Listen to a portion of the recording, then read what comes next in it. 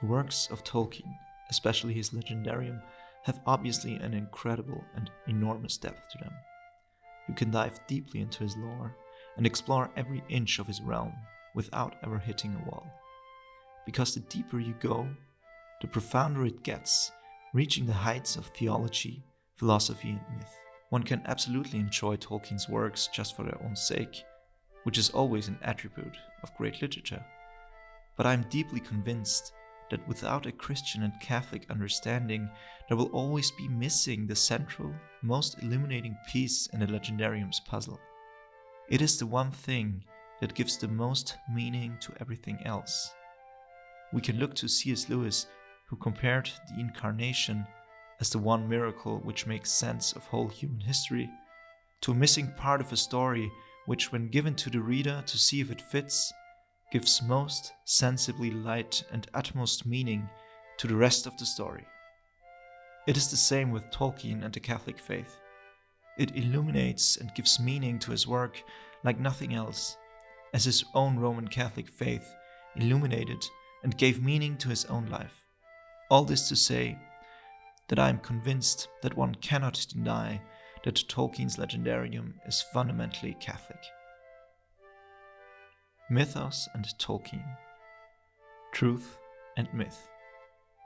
We have come from God, and inevitably the myths woven by us, though they contain error, will also reflect a splintered fragment of the true light, the eternal truth that is with God. Indeed, only by myth-making, only by becoming sub-creator and inventing stories can man aspire to the state of perfection that he knew before the fall. Our myths may be misguided, but they steer, however shakily, towards the true harbor, while materialistic progress leads only to a yawning abyss and the iron crown of the power of evil. Myths are lies and therefore worthless, even though breathed through silver, said Lewis. No, Tolkien replied. Myths are not lies. In fact, they are the very opposite of a lie. Myths convey the essential truths, the primary reality of life itself. While I of course reject the modern assertion of myth as simply being a lie, there is still much to be said about myth and its relationship to truth. A most fascinating endeavor in which Tolkien was wholeheartedly invested. And again, I believe that a Christian and Catholic approach will make both Tolkien's view and the relationship of myth and truth most insightful. Quid est veritas? What is truth? There is no way around this fundamental question, though the answer can be uttered. When Pontius Pilate posed this question to Jesus Christ, he did not. Why? Because he himself, literally, was the answer, standing right before the questioner. The ultimate truth incarnate stood before Pilate, yet he could not see. Christ is the invisible eternal God made visible in a man, in a perfect, harmonious union which is neither separated nor confused. Truth, therefore, can be seen as something invisible, eternal, made visible in a loving and marriage-like conjunction. Truth is this symphonic, on-key union between the invisible and the visible, between heaven and earth. A lie, on the other hand, is a corruption or perversion of this union. There are many colloquial definitions, or rather understandings, of the concept of myth, and I already mentioned the ones I reject. What is a myth then? In my opinion, a myth is a literary genre which can reveal to us eternal patterns through epic and often fantastic narrative. The goal of this narration should be to convey truth in a metaphysical sense. Now, an ordered and coherent collection of said stories and myths that are connected to a certain people, serve as their source and afford participation, we can call mythology. What is the relationship between Tolkien and myth, and how does it connect to his Catholic faith? Could Tolkien's Legendarium be the most Catholic mythology ever to be subcreated by man? Tolkien and subcreation. We make in our measure and in our derivative mode because we are made, and not only made, but made in the image and likeness of a maker. Since the professor, as we all know, was a passionate philologist, it is only fitting that he would also coin or invent new terms to describe his thinking and work. One of these terms is subcreation. Subcreation is a faculty which is given to us by the supreme creator, God. Only he can create ex nihilo, so original creation in the strict sense of the term is only possible for God.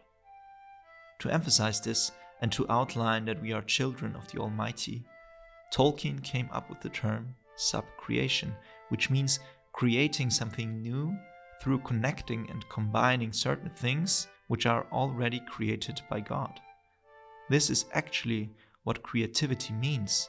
It is always a form of subcreation, of imitating our Father in heaven. Tolkien saw myths primarily as subcreation, as stories that are told with the imagination of men, which can be a vehicle for truth. Their connection to history is more metaphysical than physical. Our Creator, the giver of the gift of imagination, has made us in His image. It follows then that as children of God, we have the natural desire to imitate our Heavenly Father. There is no faculty that God gives to us in vain, so Tolkien concluded that storytelling and imagination is one of these God-given faculties and that we might use them for good. In his poem Mythopoeic, Tolkien defends this line of thinking and the art of storytelling and myth-making. It is a beautiful and profound plea for human imagination and our God-given right to use it for good. Blessed are the legend makers with their rhyme of things not found within recorded time. It is not they that have forgot the night, or bid us flee to organized delight, in lotus isles of economic bliss, forswearing souls to gain a circuit kiss, and counterfeit at that machine-produced, bogus seduction of the twice seduced.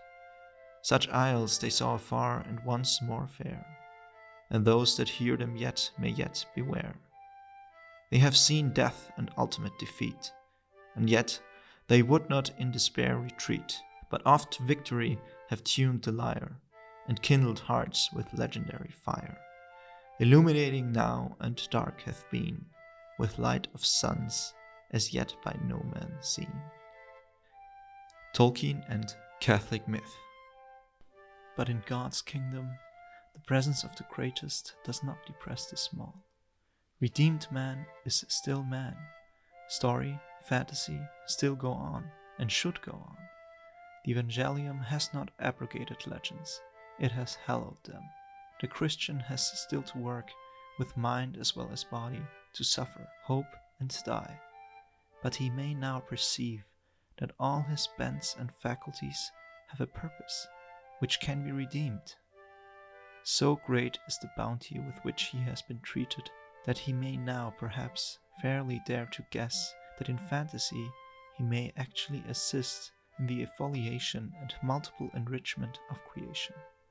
All tales may come true, and yet, at the last, redeemed, they may be as like and as unlike the forms we give them as man, finally redeemed, will be like and unlike the fallen that we know. J.R.R. Tolkien on Fairy Stories. I think one can argue for the validity of calling Tolkien's Legendarium a Catholic myth threefold. The first approach should maybe a justification for the claim. How can a myth that is made by human imagination even be Catholic? Can we as Christians create fictional and fantastical stories that legitimately serve a heavenly purpose? Luckily, it is not only I who tried to answer this question, but also the professor himself. One could regard his insightful essay on fairy stories as an attempt to investigate if his desire to create a fundamentally religious and Catholic secondary world in which there might be no specific mentions of Christ is justified as a Christian, i.e., if it is permitted to use one's imagination in such a fashion. His answer is a resounding and hopeful yes, for Christ and the Gospel did not abrogate legends but hallowed them. It may be clear by the fact that Christ himself in his parables was teaching us fundamental truths through the faculty of storytelling, thus revealing to us that story and myth are also redeemed and can have a heavenly purpose, a purpose to which we can submit our own stories and so let them be baptized, transformed, and even sanctified. What a joyful and yet serious and responsible conclusion by the professor. Storytelling and myth-making are indeed gifts we received from God, but it is the Christian responsibility to make them true, good, and beautiful in service to Christ. Secondly, the term Catholic, derived from the Greek katholikos, means universal, all-encompassing. So in that sense, a Catholic myth would be an all-encompassing story by embodying eternal truths and serving not as a source only for a specific kind of people, but being applicable for any culture, like the Catholic faith. I think that Tolkien's mythology, although it was primarily created as a mythology for his beloved Anglo-Saxon England, in the end achieved even more than that, and deals with such universal, i.e. Catholic truths, that it becomes indeed Catholicos. Hence, Tolkien's legendarium can be called a Catholic myth. Thirdly, we should consider the content of the legendarium, the myth, itself. Does it embody Christian and Catholic truths? Will the story get most alive if you apply the Catholic framework to it? I want to answer both of these questions with a resounding yes. And in the future, I think I will do videos where I explore all these delightful analogies and applications, and will try to make Tolkien's work even more meaning and beautiful through seeing it as a fundamentally religious and Catholic work.